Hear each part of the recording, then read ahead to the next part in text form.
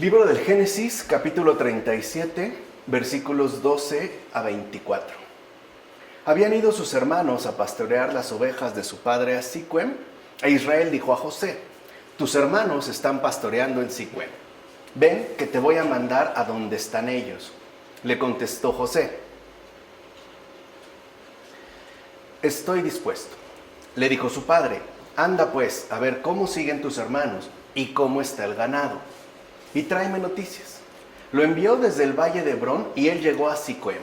Un hombre lo encontró vagando por el campo y le preguntó: ¿qué buscas? Respondió: estoy buscando a mis hermanos. Por favor, dime dónde están pastoreando. El hombre le dijo: se marcharon de aquí, pues oí que decían: vámonos a Dotán. Y José fue siguiendo a sus hermanos hasta que los encontró en Dotán. Ellos lo vieron a lo lejos y antes de que se acercara a donde estaban, se confabularon contra él para darle muerte. Se decían unos a otros: mira, ahí viene ese soñador. Vamos ahora, matémoslo y arrojémoslo a un pozo. Luego diremos que lo ha devorado una fiera salvaje. Así veremos en qué paran sus sueños. Oyó esto Rubén, y queriendo salvarlo de las manos de estos, dijo: no le quitemos la vida. Entonces les propuso Rubén: no derraméis sangre, echadlo a este pozo en medio del desierto, pero no pongáis las manos sobre él. Lo decía para salvarlo de las manos de estos y devolverlo a su padre. Cuando José llegó a donde estaban sus hermanos, estos arrancaron a José la túnica que llevaba, una túnica con mangas. Lo agarraron y lo echaron al pozo. El pozo estaba vacío, sin agua. Fíjense, este pasaje, que puede parecer de entrada algo estremecedor debido a la confabulación que los hermanos de José establecen justo para darle muerte, esconde algo muchísimo más importante. Y es que en este pasaje, en efecto, se adelanta ya el siguiente misterio, el del padre enviando a su hijo a esta tierra. O sea, ya ahí se ve reflejado cómo el padre, pues, es el que envía a su hijo a esta tierra, a un campo ciertamente amplio, donde se encuentran a su vez sus hermanos. Tiene que ir, lo manda a buscarlo y además que le traiga noticias. Y el hijo, como hemos oído, estuvo siempre dispuesto. O sea, no quiere decir que mantuviera algún mínimo de oposición en torno a los planes del padre. Y también vemos cómo la voluntad del padre ha sido siempre que su hijo venga en busca de sus hermanos.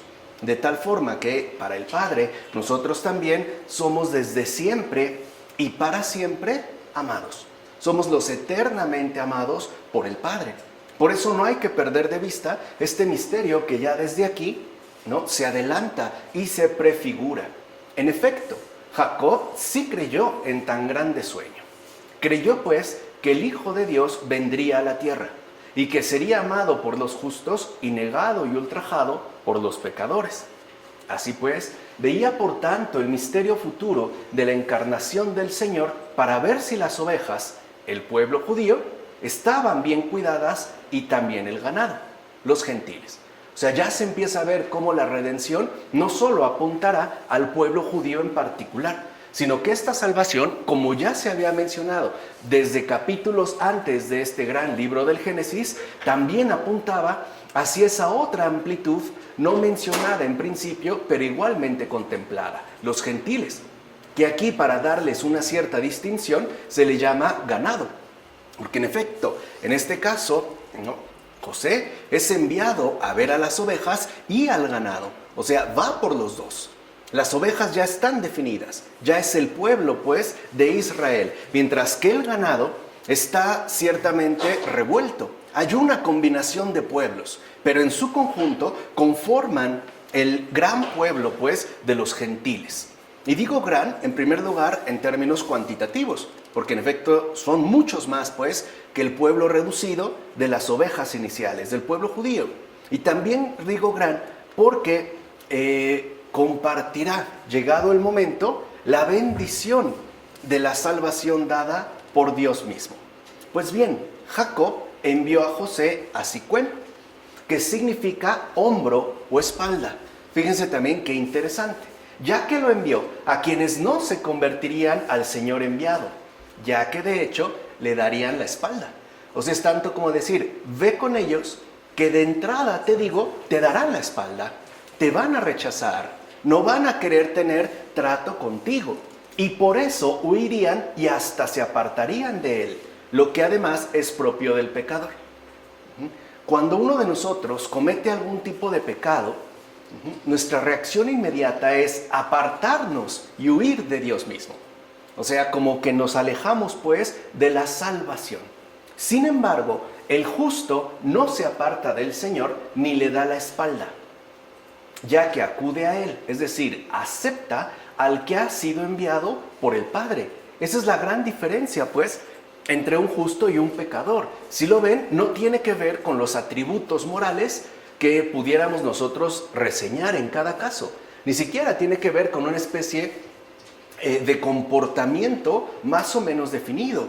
Lo que en realidad haría la diferencia entre un justo y un pecador es que, a diferencia del pecador, el justo no le da la espalda al Señor, ni siquiera en los momentos de pecado. Incluso me atrevo a decir, ni siquiera en los momentos de grave pecado. Porque para el justo, el Señor es lo único y verdaderamente importante. En primer lugar, porque si ha venido a salvarnos, para el justo queda claro que el Señor no está esperando el mínimo pecado, por ejemplo, para condenarnos o para despreciarnos. Él ha venido a derramar su salvación. Y en segundo lugar, cosa que es todavía más importante, porque el justo, a diferencia del pecador, acepta precisamente esta voluntad cumplida del Padre. O sea, no reniega de lo que el Padre le ha ofrecido a su propio Hijo, en términos de fuente eterna de salvación, o como hoy le decimos, en términos de fuente inagotable de misericordia. Allí estaría pues esta enorme diferencia que ya se empieza a reflejar en estos versículos que estamos comentando. En efecto, nuestro Señor, fiel a su amor característico, vino a visitar la raza humana, asumiendo la carne de nuestra misma raíz y dignándose hacerse hermano nuestro, llegó de esta forma a nosotros. Con esto se puso al descubierto tanto el afecto de los justos como la intención asesina de sus propios hermanos, como afirma Juan Crisóstomo en las homilías sobre el Génesis. Y en efecto así ha sucedido, y de hecho sigue sucediendo. Hay quienes optan por aceptar al enviado del Padre, y hay quienes buscan, en efecto, rechazarle con intención asesina. Por ejemplo, si no le pueden tocar directamente a él, pues lo harán a través de confabularse contra sus allegados. Es decir, la descarga pues de esta intención asesina recaerá finalmente sobre el prójimo, que parece ser lo que está ocurriendo ya en estos momentos, ¿no? Desde el siglo XVII, a lo mejor con estas tendencias libertinas en literatura, el XVIII, movimiento ilustrado y el positivismo del XIX, pareciera que se había como confabulado esta intención asesina contra Dios, por ejemplo, a través del ateísmo. Pero hoy la cosa ya no es así. Hoy tal parece que esta intención asesina no se dirige contra Dios. Ya nos explicó Charles Taylor en la era secular por qué. Más bien parece dirigirse hacia cualquier ser humano. O sea, parece incluso, ¿no?, que esta intención asesina se trajera entre manos la extensión definitiva y total de toda la humanidad. Ahora tal parece, pues, que no estamos en guerra contra Dios, sino contra nosotros. Ahora, pues, la guerra es entre nosotros. Nos estamos matando entre nosotros mismos. Ya ni siquiera necesitamos, por ejemplo, que venga un ejército y bombardee una ciudad para acabar con muchos. Nosotros lo estamos haciendo. O sea, esta intención asesina ha cambiado, pues, de objetivo. Se ha ido, por decirlo de esta manera, del primer mandamiento, amarás a tu prójimo, a Dios, al segundo, amarás a tu prójimo. Esto hay que tenerlo muy presente. Ahora bien, no vagaba sin razón el que buscaba a sus hermanos, huidizos como nómadas. Recuerden que incluso, ¿no?, a una persona le pregunta, ¿dónde están? No vagaba pues sin razón, pero vaya que el Señor conoce a los suyos.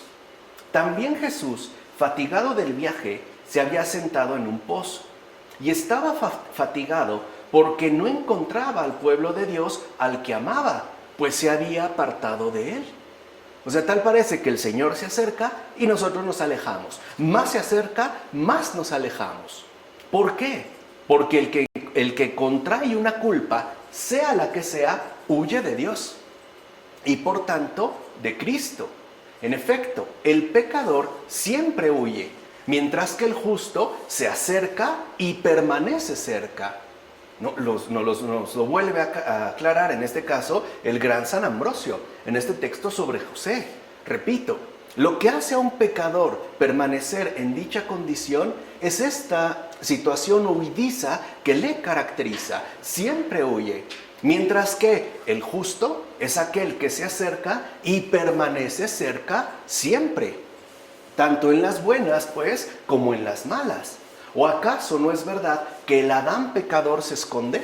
No olvidemos cómo en esos versículos, ¿no?, dedicados a Adán, una vez que incurre en la culpa, se va a esconder, se esconde. Bueno, esta es, digamos, la condición adánica que muchos todavía nos aferramos en conservar. Esta condición que huidiza, que parece alejarnos siempre de Dios. Cuando Cristo ha venido a despojarnos de esta inadecuada vestidura para revestirnos más bien de esta condición filial que nos permite no solo acercarnos a Dios, sino permanecer cerca de Él siempre, o sea, siempre pues junto a Él.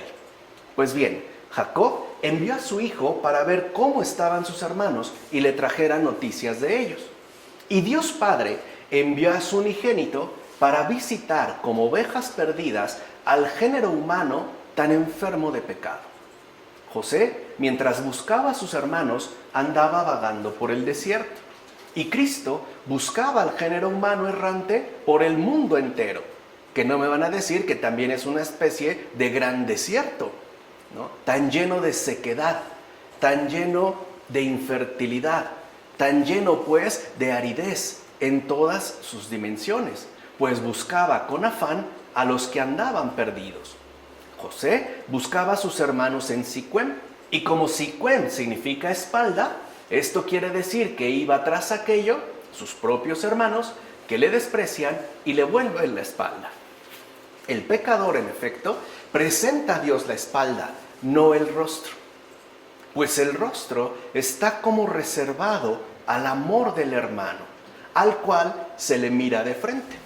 Y aquí valdría la pena consultar la gran obra en torno al rostro que desarrollara Emmanuel Levinas, donde en efecto le atribuye al rostro incluso una huella de trascendencia inviolable. Bueno, así pues, los que le dan la espalda a Dios prefieren odiar antes que amar al autor de la salvación. Quiere decir que ya toman postura.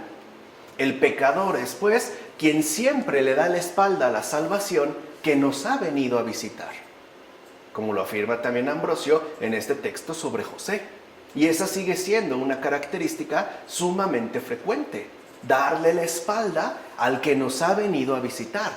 Fíjense, no se trata de ir hacia Dios, se trata de aceptar su visita, de recibirle. Por eso nosotros literalmente no tendríamos que elevarnos, no tenemos que hacerlo, tenemos que abrirnos a esta presencia y recibirla en lo más íntimo de nuestro respectivo corazón, no dándole la espalda, porque es Él el que ha venido. Si nosotros nos podemos llegar a sentir mal si tenemos una visita imprevista y le cerramos la puerta en las narices, imagínense qué sería hacer esto mismo, incluso darle la espalda a Dios que se ha llegado hasta cada uno de nosotros. Ahora bien, José encontró a sus hermanos en Dotán, que significa deserción. ¿O no es acaso un desertor el que se aparta de Dios? Fíjense, el que ya prefiere desertar de la salvación e irse por su cuenta. Literalmente irse de espaldas, ¿no? Prefiere pues, ¿no?, darle la espalda a Dios y desertar de la salvación ofrecida. Nada extraño es que desertaran los que no oían al que les decía: venid a mí todos los fatigados y agobiados, y yo os aliviaré, como dijo el Señor en el Evangelio de Mateo. Pues bien, llegó José a Dotán. Sus hermanos lo vieron llegar desde lejos, es decir, desde el Antiguo Testamento. el anuncio de Cristo, el anuncio del Señor, de su encarnación, de su parto virginal, como ya se ha comentado en el Génesis, y se enfurecieron desde entonces hasta el punto de querer matarlo. O sea, no es algo que sugiera espontáneamente. Ya lo habían entrevisto, es más, hasta sabían dónde iban a ser. ¿O no es verdad que en el Evangelio de Lucas, cuando llegan los magos de Oriente y le preguntan, ¿no?, a Herodes, ¿dónde tiene que nacer dónde ha nacido el Mesías? Consulta a los escribas y le dicen clara y abiertamente, en Belén, porque está escrito, o sea, ya hasta sabían pues en dónde. O sea, no es algo pues que se presentara de manera sorpresiva. El pueblo inicial vio llegar desde lejos al Señor y se enfurecieron. Y los que están lejos, los desertores, están enfurecidos. ¿Por qué? Porque su odio y envidia, acuérdense la gravedad que posee la envidia en cuanto tal, no les permite aceptar el amor que llega. Es como si por odio y envidia, ¿no?, al no aceptar, dijimos, el amor que llega, quisieran arrebatarlo por cuenta propia. Por ejemplo, a través de un comportamiento estrictamente legalista, o sea, fariseo. Como si no tuvieran, pues, a bien aceptar lo que Dios concede gratuitamente, sino que optan por aquello que dicen merecer debido a sus respectivos esfuerzos. Esto también es muy importante de tener en cuenta. En efecto, el furioso desertor ni siquiera acepta la real cercanía del hermano, el gentil, por ejemplo. Y esto sigue sucediendo hasta la fecha. No van a decir que están plenamente integrados, ¿no?, los judíos, en tanto judíos, a la comunidad humana. Y por eso incluso, como afirma también San Ambrosio en este texto sobre José, suelen planear el propio fratricidio. Así pues, los que albergan pensamientos fratricidas no dicen lo mismo que dice de ellos Salomón, es decir, preparemos trampas para el justo, pues nos es molesto. Entonces, aquí ya vemos algo importante. Ese odio y envidia que puede conservarse incluso de manera muy palpable en los corazones endurecidos, es debido a que el amor de Dios nos supera y exige salir de nuestros propios límites. Esto puede generar bastantes molestias, ¿no?, como ha ocurrido, por ejemplo, lo que menciona Ambrosio. ¿Cómo voy a aceptar que aquel que a lo mejor no ha recibido la revelación, o sea, los gentiles, entren a formar parte del beneficio concedido por la misma promesa? O sea, estos pues, ¿qué merecimiento tendrían? Y eso es algo que no solo se vería en el pueblo judío, sino en cualquier ser humano. Imaginemos, ¿no?, que es también a lo que nos quiere conducir la parábola del hijo pródigo, que debería de ser la parábola del buen padre o del padre bueno. Imagínense que nosotros hemos tratado de mantener una vida recta en obediencia a nuestro padre y madre. Y un hermano que tuviéramos ha decidido hacer justamente lo opuesto. Ha decidido irse por la desobediencia y llevar una vida como se le plazca. Y de repente nuestros progenitores decidieran repartir todas sus posesiones y además repartirlas por igual, a nosotros y a él. Yo creo que humanamente hablando no sería un bocado fácil de tragar y mucho menos de digerir. Ahí es donde se ve la exigencia del amor de Dios. Por eso el Señor fue preparando, ¿no?, a su pueblo a lo largo de muchos siglos, tratando de ablandar este corazón.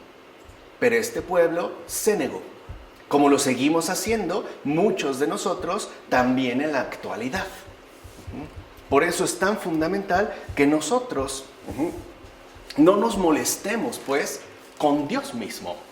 ¿Qué es realmente lo que nos enoja? ¿Se acuerdan de las preguntas que planteamos la ocasión anterior? ¿Por qué odiamos al que es amado por Dios? ¿Por qué nos molesta que alguien muestre en su vida ciertas preferencias o predilecciones de parte del amor divino? ¿Por qué incluso nos molesta el bueno? O sea, ¿por qué nos puede resultar tan odioso Dios mismo? Creo que la respuesta evidente es debido a nuestra condición caída. O sea, en tanto efecto, pues, por el pecado. Ciertamente, lo referido a José en el Génesis se cumplió en Cristo con su pasión. ¿Acaso los hermanos tienen tanta impiedad como para matar a su hermano? ¿Cómo se pueden compaginar sus piadosos nombres con su crimen? Algo es claro. Los hermanos de José actuaban como figura del pueblo, es decir, según su furiosa envidia. Una envidia que incluso concibe el plan del fratricidio. En síntesis, la envidia se realiza mediante la figura y la piedad mediante el amor. Entonces lo que vemos, pues, es esta larga, ¿no?, y dramática historia entre amor y odio. Un amor que es justo, sustentado por la piedad, y un odio que es encendido por la envidia, como afirma también Ambrosio en Sobre José. Y es que parece que al final nuestro corazón tiende a polarizarse entre estos dos elementos, amor y odio, envidia y piedad. Ahora bien, Rubén y Judá, cumpliendo los piadosos derechos fraternos, deseaban salvarle la vida a su hermano José. Con esto se muestra que la piedad sí puede conservarse a pesar del odio, como afirma también San Ambrosio. O sea que no estamos obligados de ninguna manera a sucumbir al odio desatado. Incluso es posible frenar este odio por medio de la piedad. O sea, tomándonos en serio al prójimo que en tanto hermano nuestro merece ser cuidado y conservado. Por último, ya desde entonces podemos encontrar una prefiguración clara de la crucifixión del Señor, porque al ser despojado de su túnica, es decir, del cuerpo que había asumido, al mismo tiempo fue despojado de la gran belleza de sus virtudes. Así pues, puede decirse que fue manchada de sangre su túnica, es decir, la carne, pero no su naturaleza divina. En efecto, lograron arrebatarle el vestido de la carne, pero no su condición divina.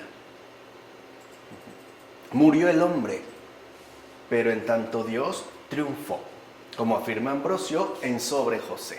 Bien, llegamos a los versículos 25 a 28 de este capítulo 37. Después se sentaron a comer y alzando la vista, vieron una caravana de ismaelitas que venían de Galaad, cuyos camellos transportaban tragacanto, resina y láudano, y que iba bajando hacia Egipto. Entonces dijo Judá a sus hermanos: ¿qué sacamos con matar a nuestro hermano y ocultar su sangre? Vamos a venderlo a los ismaelitas, y no pongamos las manos sobre él, pues es nuestro hermano y nuestra carne. Y sus hermanos asintieron. Cuando pasaban unos mercaderes madianitas, lo sacaron, subiendo a José del pozo, y lo vendieron por 20 monedas de plata a los ismaelitas, quienes se llevaron a José a Egipto. Mira, José fue rechazado por los hermanos y comprado por extraños. Pues bien, nuestro Señor Jesucristo fue rechazado por los judíos y comprado por los gentiles. Además, aquellos ismaelitas que compraron a José llevaban consigo diversas clases de perfumes, con lo cual mostraban que los gentiles habrían de venir a la fe para finalmente repartir por el mundo entero los diversos perfumes de la justicia y la fidelidad a Dios. Y eso es, digamos, las fragancias que en efecto deben distinguir al cristiano, como afirma Cromacio en este sermón. O sea, la fragancia que debe distinguir al cristiano en este mundo es la justicia, que además es inseparable siempre de la fidelidad a Dios. Entonces, como vemos, ¿no?, parece ya cumplirse en Cristo lo que se estaba mencionando en este momento en torno a José. Sus propios hermanos quieren matarlo, pero deciden finalmente venderlo, es decir, entregarlo en manos de desconocidos. Pero con ello no se quita el hecho de que este hermano, que ha sido despreciado por los de su propia carne, no dé el fruto que en sí mismo contiene. O sea, frutos pues de salvación. Ciertamente, los traidores vendieron a su hermano y los compradores adquirieron de ellos un mejor aroma que aquellas fragancias que llevaban consigo. Judá, como ya sabemos, fue quien propuso vender a José a los ismaelitas, quienes, según el significado latino, odian a Dios. Ahora bien, según la fe del que compra, será el precio. En efecto, Dios es más apreciado por el religioso, pero el Redentor, fíjense qué interesante, es más estimado por el pecador. Y este es un aspecto que también debemos de tener muy presente. Repito, según la fe del que compra, será estipulado el precio. Dios es más apreciado por el religioso, pero el Redentor, en su concreción específica, es más estimado por el pecador, porque un religioso puede apreciar mucho a Dios e incluso decidir a llevar una vida religiosamente intachable. En cambio, el pecador es aquel que estima justo mucho más al Redentor debido al ofrecimiento que le hace llegar, es decir, la salvación. De hecho, para el pecador es mucho más valiosa su gracia que el aprecio religioso que se pueda tener de él. Entonces, esto también es muy importante. ¿De qué manera nosotros contemplamos a Jesucristo el Señor? ¿Solamente como Dios, al cual le expresamos un sincero afecto religioso? ¿O por el contrario, lo aceptamos verdaderamente como Redentor y lo estimamos muchísimo más en tanto somos pecadores? ¿O no es algo invaluable el perdón dado por pura gracia? ¿No es pues verdad que aquel al que mucho se le perdonó es el que ama más? En cambio, el religioso, que supone no tener mucho que se le pueda perdonar, ama menos, como afirma Ambrosio en Sobre José, e incluso puede llegar a tal punto de frialdad que su respectivo comportamiento en relación no solo a Dios, sino al prójimo mismo, esté como marcado por un cierto distanciamiento frío, por una cierta frialdad en el trato que deja traslucir el hecho de que se encuentra como ubicado en una zona que no le exige, por ejemplo, amar al que tenga cerca. No es entonces que su amor desaparezca, es que disminuye, literalmente se enfría, mientras que el pecador que, por ejemplo, experimenta la redención del Señor, se enciende en este amor, ama pues muchísimo más. Además, también hay que ver aquí una figura de la pasión del Señor en las palabras del patriarca Judá.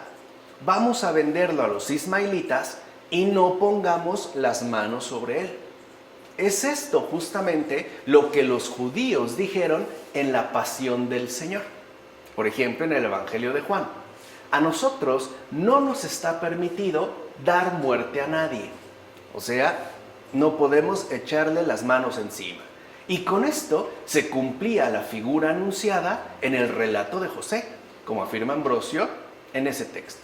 Y en efecto fue así. Ellos consideran que no le pueden echar la mano, reconocen pues que es de su propia raza, ¿no? Es carne de su carne, sangre de su sangre, y como no le pueden echar la mano, pues van a decidir entonces transferirlo a una instancia extraña que ciertamente tenga este poder, o sea, los romanos.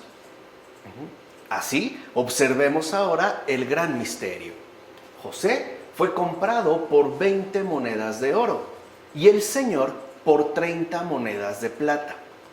El esclavo fue vendido más caro que el propio Señor. Sin lugar a dudas, la estimación humana se equivocó respecto al Señor, ya que fue vendido por un precio inferior, como afirma Cromacio en ese sermón. En efecto, de acuerdo a nuestra estimación, vale menos el Señor que cualquier otra persona. O sea, incluso nosotros parecemos darle un valor superior, ¿no?, a cualquier persona por la cual tengamos un determinado afecto que por Dios mismo. O sea, para nosotros Dios está literalmente devaluado. incluso si estamos dispuestos a darle algo, será algo cuyo valor no rebase las proyecciones de nuestra propia estimación. Y eso es algo que, al parecer, seguimos nosotros realizando. Esta devaluación del Señor mismo. Vaya negocio miserable. ¡Qué venta tan injusta! ¿Qué significa tamaña locura? ¿Qué es esta perversidad? ¿Acaso vale menos la redención? ¡Qué desmedido pecado! Más bien, ¡qué propósito tan homicida! En efecto, los hermanos de José no miraron ya que se trataba de la venta de su hermano, ni que éste era todavía joven, ni tuvieron ya en cuenta que su padre lo amaba mucho, ni que desconocía la vida extranjera y por tanto el vivir entre extraños. No pensaron pues nada de esto, o sea, no les importó. Todo lo hicieron, por tanto, según la ceguera de su envidia y de su mala intención. ¿Hicieron entonces lo mismo los judíos con el Señor? No, ya que ellos rebajaron todavía más el precio del Salvador. O sea, ni siquiera se mantuvieron en 20 monedas de oro. Decidieron rebajarlo todavía a monedas de plata. O sea, todavía pues lo infravaloraron.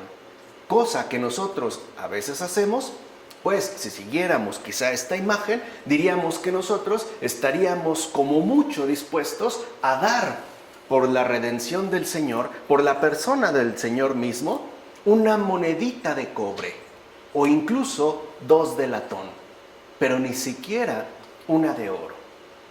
Por último, tengamos en cuenta lo siguiente. Al ver a José, sus hermanos se pusieron a planear su muerte, lo mismo que los judíos hicieron al ver a Cristo, el Señor, el verdadero José, y se decidieron a crucificarlo.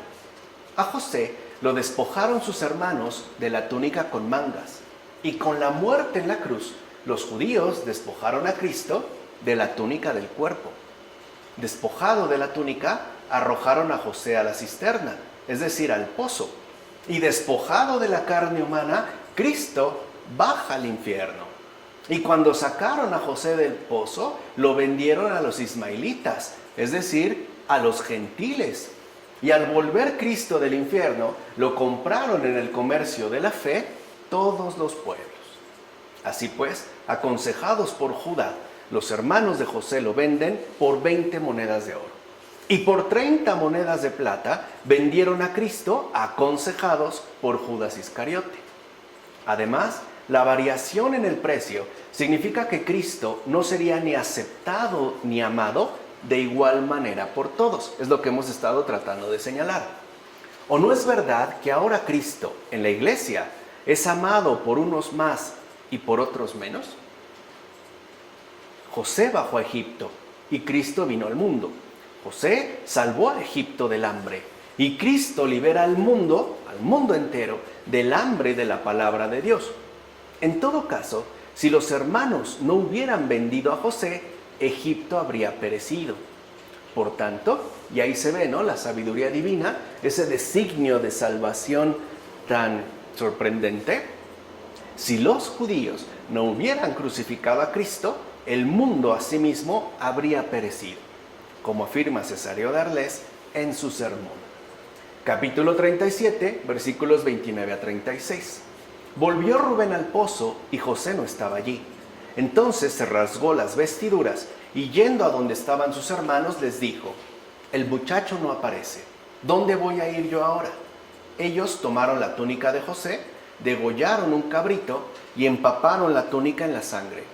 Después mandaron llevar la túnica con mangas a su padre y decirle: hemos encontrado esto, comprueba si es la túnica de tu hijo o no. Él la reconoció y exclamó: es la túnica de mi hijo. Una fiera salvaje lo ha devorado. José ha sido despedazado. Entonces Jacob rasgó sus vestiduras, se puso un saco a la cintura e hizo muchos días de duelo por su hijo. Todos sus hijos e hijas acudieron a consolarlo, pero él rehusaba consolarse y decía: quiero llegar de luto hasta el Sheol, donde está mi hijo. Y su padre lloró por él. Entretanto, los madianitas lo vendieron en Egipto a Potifar, eunuco del faraón y capitán de los guardias. Para empezar, Jacob llora y deplora el fracaso de sus descendientes, o sea, su no aceptación del plan divino de redención en la persona de su hijo. En efecto, como padre, llora al hijo perdido, y como profeta, como patriarca, llora la ruina del pueblo judío. También rasga su vestidura, al igual que el sumo sacerdote lo hiciera en la pasión de Cristo, en fusión de su cargo. Con esto se dejaba en claro que el propio pueblo se desposeyó de su salvación, pues profanó el misterio y quedó dividido. Y si estaba verdaderamente dividido, verdaderamente dividido. En primer lugar, porque lo que era de Dios, o sea, Cristo, comenzó a ser atribuido al diablo. Recuerden estos comentarios de este está endemoniado, quién es este, ¿no? Que obra gracias a Satán, etc. Y en segundo lugar, porque los que separan al Padre del Hijo no pueden permanecer unidos, como afirma Ambrosio en ese gran texto sobre José. Y aquí ya se empieza a ver justo esta división basada en la confusión. En primer lugar, el hecho de que ahora se atribuya al obrar de Dios, ¿no? Digamos, el protagonismo del diablo, de lo diabólico. O sea, que se empiece a ver lo bueno como malo y lo malo como bueno. Y esto a su vez se debe a que se busca separar al Padre del Hijo y por tanto establecer una desunión, no solo en relación a Dios mismo, sino en relación a aquellos que así lo realizan. Pensemos, por ejemplo, en los primeros herejes. Al sostener, por ejemplo, que el Hijo no era igual al Padre, o sea, no era Dios, no pueden permanecer unidos a la Iglesia. Están basados, pues, en la división y por ende serían propagadores de la separación. Pues bien, por lo que respecta a la enseñanza moral, Dios ofrece un buen consuelo por medio de José a quienes se encuentran en la esclavitud. En efecto, Dios demuestra que en el último puesto pueden darse las mayores virtudes. De hecho, con esto se deja en claro que no existe ningún estado en el que sea imposible ser virtuoso, algo que, espero recuerden, los padres ya han insistido bastante. Todo depende de abstenerse de las obras que esclavizan. De eso depende, de una abstención. ¿De qué me voy a abstener? ¿De ciertos alimentos en particular? No necesariamente. La abstención tiene que centrarse de lleno en todas y cada una de aquellas obras que esclavizan. Así pues, todo pecado hace esclavos, pero la inocencia hace libres, tal y como el Señor dice en el Evangelio de Juan. Todo el que comete pecado, esclavo es del pecado. Y es cierto. ¿Cómo se esclavizan todos los avaros que aun no siendo esclavos en el cuerpo, se venden a sí mismos en las subastas por la ilusión de una mediocre ganancia? Su alma queda prisionera de su propia avaricia. De hecho, el que amontona cosas que no usa, siente el temor de perder todo lo que ha amontonado. Y cuanto más tiene, es decir, cuanto más amontona, más preocupación tendrá de guardarlo. Así pues, ¿cómo se esclaviza un no mendigo para quien todo es poco? Aunque parezca rico, es pobre de sí mismo y por eso no puede saciar sus deseos con palabras. ¿Cómo se esclaviza el no esclavo que está sometido a las pasiones? Primero arde en sus ardores y se come con las fauces de su propio corazón. Además, el miedo los sobrecoge por completo y a tal punto que son asediados por el miedo a los demás. A final de cuentas, para gozar del deseo de uno solo, se hace esclavo de todos. Ya sabemos que ese es el modus operandi de las pasiones y por tanto del pecado. Además, sirve a una miserable esclavitud quien se fabrica señores para sí mismo. Por ejemplo, hoy en día, ¿no? La productividad llamada de excelencia, etc. No hay una esclavitud más refinada que la de estar siempre con el temor. Y no me van a decir que en el mundo contemporáneo las personas que, por ejemplo, por una u otra razón ya no pueden cumplir necesariamente con la productividad exigida, no viven bajo el más terrible temor esclavizante, miedo a que los corran, miedo a que ya no van a poder conseguir algún otro trabajo, miedo a que los despidan y por tanto, ¿no?, al haberse fabricado señores falsos para sí mismos, viven incluso dispuestos a dejarse denigrar hasta extremos impensables, a que les pisoteen la dignidad, literalmente están incluso dispuestos a que les escupan en la cara, a que les pisoteen el alma y que les metan, y lo voy a decir como es, puñados de mierda en la boca. Esta esclavitud también adopta otras formas. Por ejemplo, el lazo de la avaricia que siempre retiene, las duras ataduras del crimen, o bien el tenaz miedo al futuro. Este tenaz miedo al futuro que hoy, por dejar de lado la providencia, es decir, por no aceptar la presencia viva de Dios en nuestros días, parece fortalecerse cada día más y más. Por eso, un alma libre no tiene temores, ya que ha sido capturado por el amor. Ahí está la cautividad más excelente que pueda adquirirse. ¿O no es verdad que este cautivado por el amor es libre en la esclavitud del amor y aquel es esclavo en la libertad de pecado? Recuerden la libertad en el sentido en el que nos lo ha explicado el gran Michel Henry. Pues bien, José servía y reinaba el faraón, pero era más feliz el servidor que aquel gobernador. Es más, al final, todo Egipto se habría derrumbado si su reino no hubiera seguido los consejos del esclavo, como afirma Ambrosio sobre José. Y en efecto es así. ¿Cuántos grandes imperios en este mundo no parecen desmoronarse bajo ciertas condiciones? Aquí lo que sostuvo a Egipto en pie, lo que realmente permitió que no se derrumbara ese gran reino, fue la presencia de José, que ya veremos, ¿no?, contenía una enorme bendición para todo ese país, y el hecho de que siguieran los consejos dados por él. O sea, que él fue realmente una figura de salvación. O sea, figura de Jesucristo el Señor. Por último, veamos también lo siguiente. Al envidioso siempre le sobreviene otra desgracia aún mayor. En efecto, los hermanos de José veían que cuanto más lo consideraba Jacob por haber sido asesinado por fieras, más acuciante se hacía su deseo por el hijo ausente. Y así más todavía se consumían ellos en envidia. La envidia, pues, es un tormento que no disminuye, al contrario, se intensifica. Pues bien, aunque los hermanos de José mostraron su crueldad, los propios madianitas obedecían al plan salvífico de Dios entregándolo a Potifar.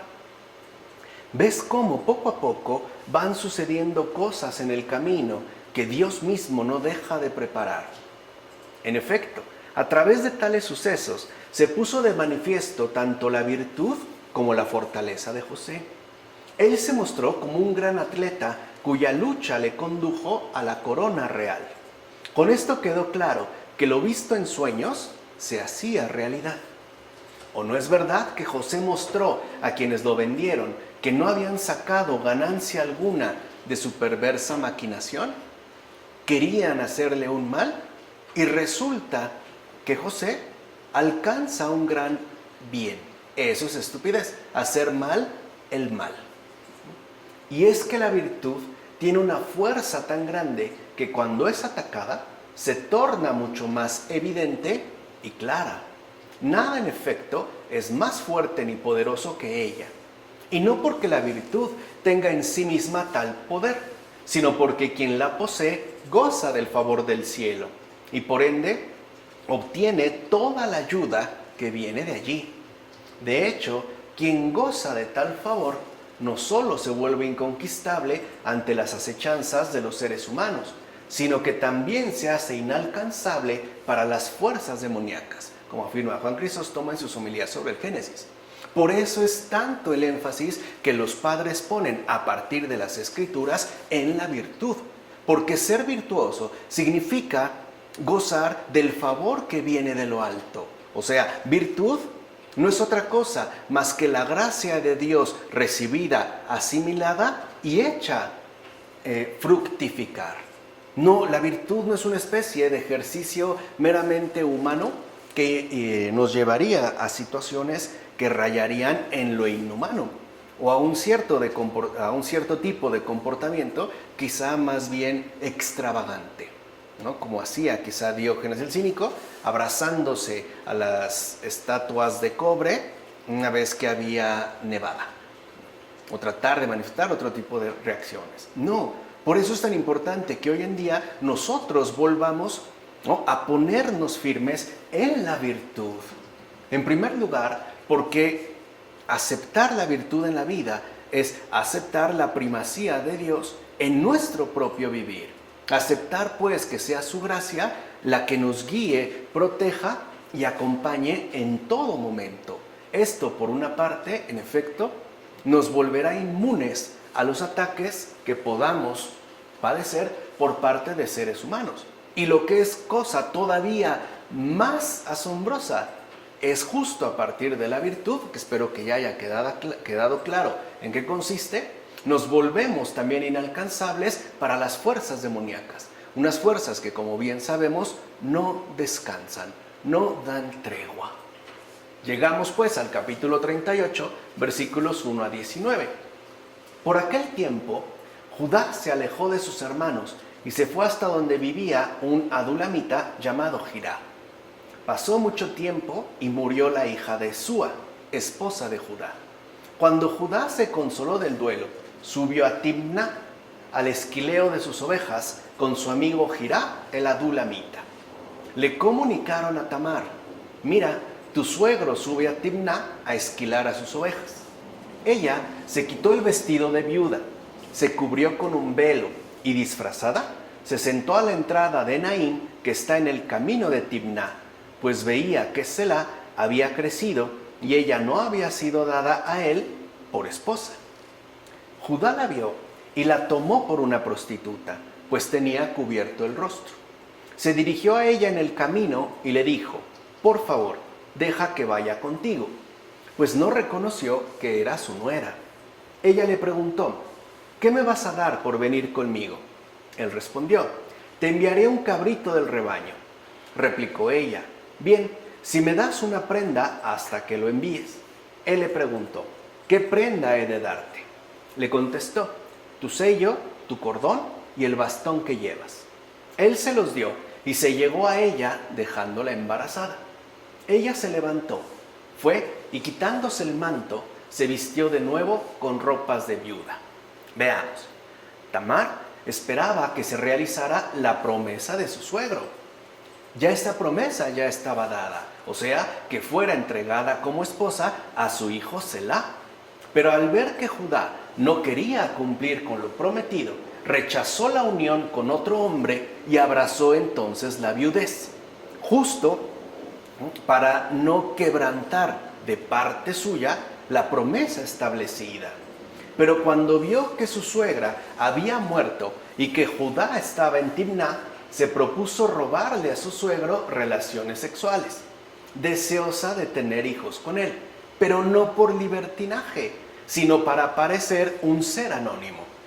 Así pues, aún sin saberlo, su proceder formaba parte del plan salvífico y por eso se llegó a realizar lo que había planeado, como afirma Juan Crisóstomo en las homilías sobre el Génesis. Y aquí debemos de tener muy presentes las palabras que Jesús nos dijo tan nítidamente: no juzguen porque no saben.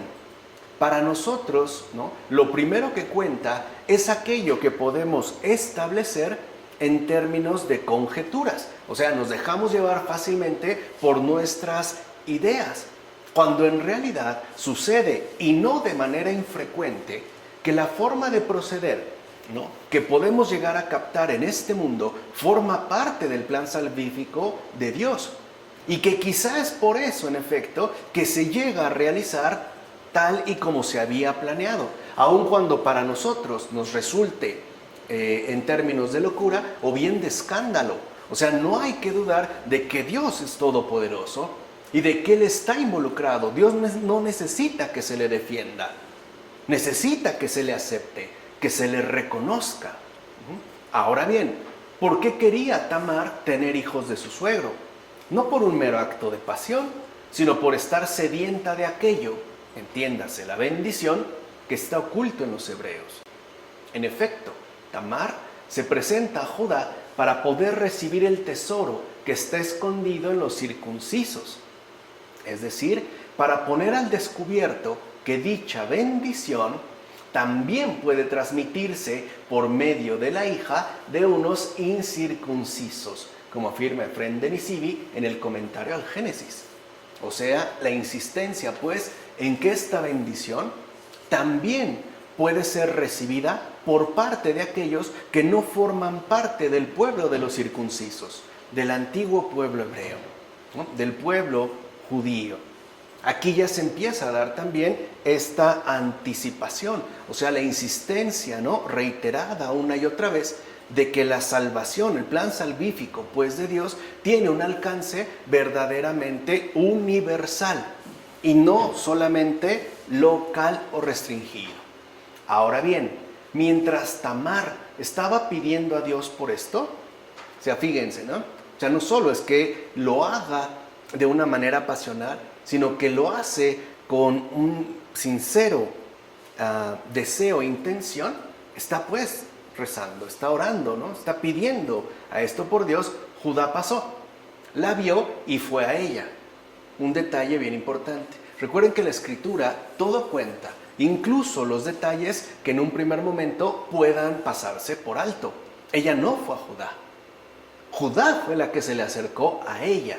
De hecho, la plegaria de Tamar lo llevó contra su costumbre hacia una prostituta. O sea, lo desvía pues de su camino habitual, debido a la plegaria que Tamar realizó. Cuando ella lo vio, llevaba puesto un velo, ya que tenía miedo. Sin embargo, después de que se pronunció la palabra que servía de señal y que ella había pedido a Dios, es decir, deja que vaya contigo, ella supo que Dios estaba satisfecho con lo que estaba haciendo, como afirma también Efrén de Nisibi, comentario al Génesis. ¿Y cómo no va a estar de acuerdo Dios con la dimensión universal de su salvación? ¿Cómo se va a oponer Dios a sí mismo? ¿Acaso Él puede contradecirse? ¿Acaso no es justamente su deseo más ferviente, ¿no?, que todo el mundo se salve? O sea, que la humanidad entera se salve, que absolutamente nada se pierda. Vemos cómo entonces no nos debemos quedar en la superficie meramente, por ejemplo, literal del texto. Por eso los padres nos descubren que posee otras dimensiones, la dimensión moral, la dimensión espiritual. Repito, ¿cómo no iba a estar de acuerdo Dios con la dimensión universal de su salvación? ¿Cómo no iba a estar pues de acuerdo con ese deseo profundo de Tamar, que además es el deseo profundo de millones y millones de corazones alrededor del mundo? ¿Por qué algunos corazones parecen estar convencidos de que Dios les niega su bendición, de que no ha preparado para ellos también su salvación? La respuesta es simple: porque no hay quien se las haga llegar, porque no hay transmisores de esta verdad. Allí es donde entra, ¿no?, de manera llena lo que llamamos evangelización. Así pues, que nadie al oír estas cosas condene a Tamar. Y esto es algo importante, porque he escuchado por ahí comentarios donde dicen que la Escritura es netamente negativa hacia la mujer. Y aquí, por ejemplo, no hemos visto ni una sola vez que se dé esta señalización en base ya a la dimensión adecuada, es decir, interpretativa, que los padres nos ofrecen. Ni siquiera de Eva, acuérdense. Como ya he dicho, su proceder servía al plan de Dios y por eso ni ella se granjeó censura alguna, ni Judá se hizo responsable de cargos. Es más, si pones mucha atención, cosa que ojalá espero estemos haciendo, encontrarás que Cristo hace descender su linaje de los niños engendrados por Judá. En efecto, los gemelos nacidos, que se verán la siguiente ocasión a partir de los próximos versículos, eran una prefiguración de los dos pueblos, los cuales simbolizan tanto la vida judía como la vida espiritual. Así pues, cuando Tamar realizó lo que había proyectado, volvió nuevamente a cambiarse de ropa. Recuerden que se volvió a colocar sus vestiduras de viudez. Se fue de allí y regresó a su casa. Judá, por su parte, cumplió su promesa sin saber nada de lo que estaba pasando. Y eso es a veces lo que nos ocurre a nosotros. Por falta de atención, por falta de vigilancia, o mejor aún, para ser muy explícito, por falta de contemplación, no sabemos nada de lo que está pasando, ni siquiera en la actualidad. O sea, nos llenamos de parloteos y palabras estériles que parecen no darnos luz sobre todos los asuntos. Pero esto es porque nos falta silencio, porque nos falta realmente una buena dosis de contemplación diaria, casi ininterrumpida. Por eso tal parece que no sabemos nada de lo que está pasando. O sea, no contemplamos el obrar de Dios en toda su complejidad. Y nos llenamos de miedos, de incertidumbres, de espantos y de horrores que lo único que hacen es quitarnos, ¿no?, a mordidas y arañazos la paz que el Señor ha querido dejarnos a todos y cada uno de nosotros. Por eso es tan fundamental que nosotros no perdamos de vista todos estos tesoros que los padres de la iglesia nos están haciendo llegar incluso para estos tiempos. A final de cuentas, el fin de la escritura divinamente inspirada es irnos mostrando el misterio de Cristo por medio de insólitos e innumerables acontecimientos. Por eso, si alguno de los relatos de la escritura son históricamente no agradables, debemos buscar más el cumplimiento que estos entrañan.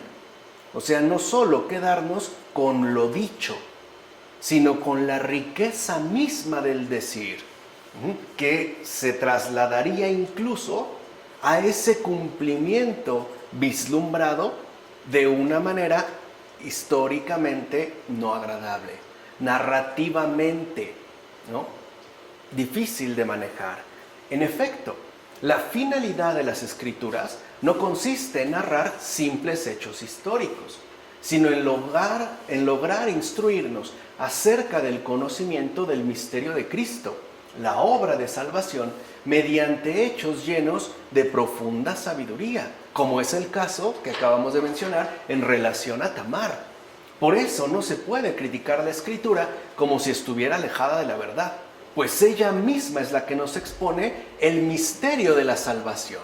Ahí es donde nosotros encontraríamos efectivamente este gran misterio que necesitamos recibir a través, repito, del silencio, la contemplación y sobre todo una fina atención que no descuida nada de lo que Dios quiere en efecto transmitirle y hacerle llegar. Bueno, vamos a dejarla hasta aquí. En nombre del Padre, del Hijo, del Espíritu Santo.